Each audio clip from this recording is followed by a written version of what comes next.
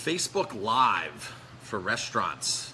So I pulled up a article here. I go through and read all kinds of marketing stuff on a daily basis because I want to stay ahead of marketing. One thing that restaurants, specifically restaurants, don't understand and chefs don't understand is you have to market your business. Marketing your business is your first and foremost job. And then opening the doors, cooking good food, providing fantastic service, fantastic value should be your second job. Now, if you don't do your second job, your first job is useless and worthless. You have to have both of those working synergistically together, your marketing and your quality, your value, your overall guest experience.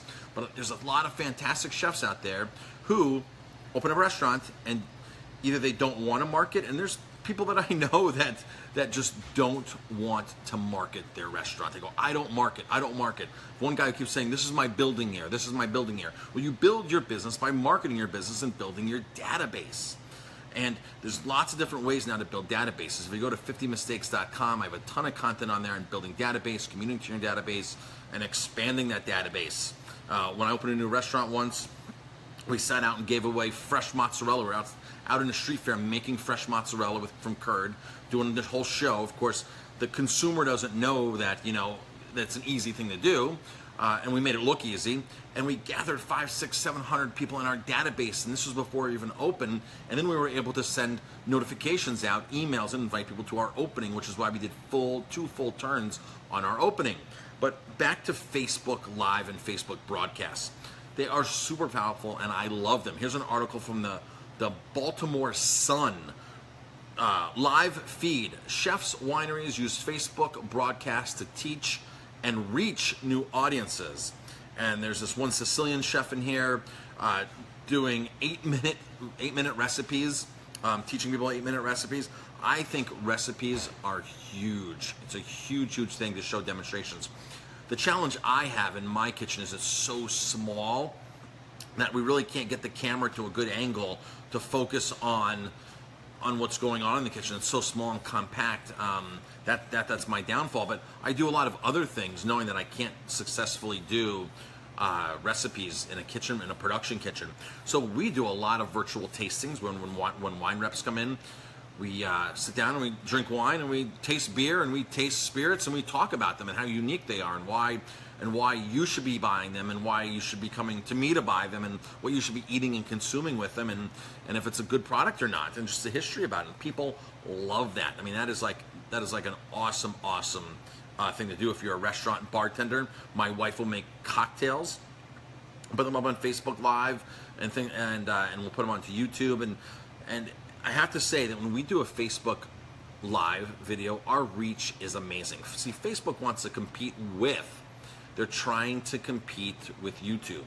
And so when you start doing a live stream like I am now, they start sending feeds out to your subscribers, to people, your fans, your friends, and saying, hey, so-and-so's live right now. Check them out. Check and see what out they're doing. And they'll send these notifications, which is really cool. Thomas Keller, this article says, he did it in one of his temporary kitchens. He did a tour and got massive views. Zagat was even using this to showcase kitchens. So as a chef, as a restaurant owner, super powerful. You have a ton of content in front of you. I want to try to keep this video brief because I can go on with a lot of different things. One thing that I like to do is I like to go to my suppliers, my producers, local farms, and do Facebook Lives from the local farm. Now, we just won a huge burger award for the Hudson Valley. We can't officially announce yet. What we're going to do is we're going to actually go to the farm where our beef comes from and do a Facebook Live with that farmer in the fields with the cattle and talking about what it takes to make the Hudson Valley's best burger. Oktoberfest is coming up, so we're going to the local brewery this week, and we're going to do a Facebook Live at New Pulse Brewing with Heiko Ginsberg, and we're going to talk about Oktoberfest beers. He's a German style, it's a German influenced brewery. So of course Oktoberfest is right around the corner, starting September 16th this year. That's less than a month away, that's 3 weeks away. So we're gonna start prepping and start building our business for that. So we're gonna probably taste one beer, depending on what beers are ready, but we're gonna talk to the brewer himself and the owner of the brewery and talk about the history of Oktoberfest. And this is gonna do two things. Because we're at a brewery, because we're at a farm, because we're somewhere else, it's going to help us gain their followers as well. So what's going to happen is Heiko is going to do a Facebook Live side by side, or we can tag him in it and he can export that over to his page, which means we're going to get double the viewership. So not only the people going on are going to say, oh, look at this great, look at New Pulse Brewing because we're a fan of this, but look, hey, look, there's a restaurant there. Or people that are my fans are going to say, hey, I don't know anything about New Pulse Brewing, so we're doing a collaborative event. I went to a YouTube creators workshop this summer in New York City at the YouTube studio at the Google building in New York.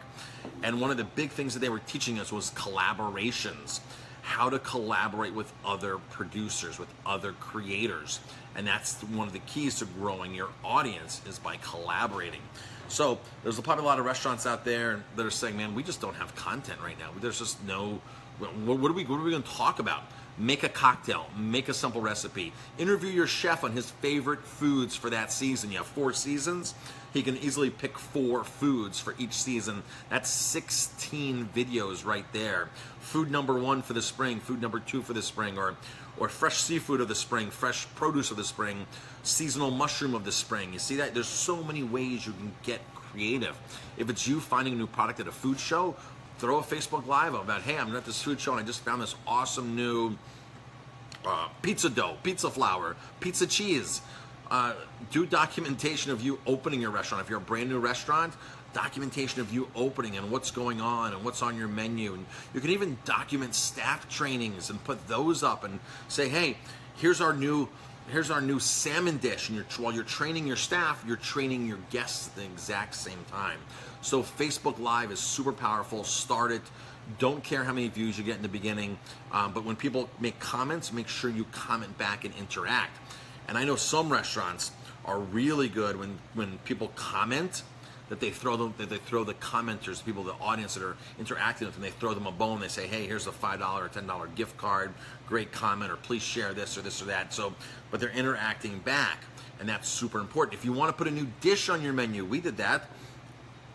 We did a Facebook Live for a burger contest, and we were like, hey, we want more burgers on our menu. What do you guys, our audience, our fans, have any ideas? Leave some comments now, and if we use your idea, we'll actually buy you that burger.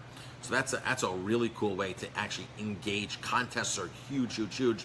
Go to 50mistakes.com, check out, see what's going out over there. Sign up for my email list. I do send some emails here and there. But if you go to 50mistakes.com or my YouTube channel, you will see all kinds of awesome content for restaurant marketing. Go market your restaurant.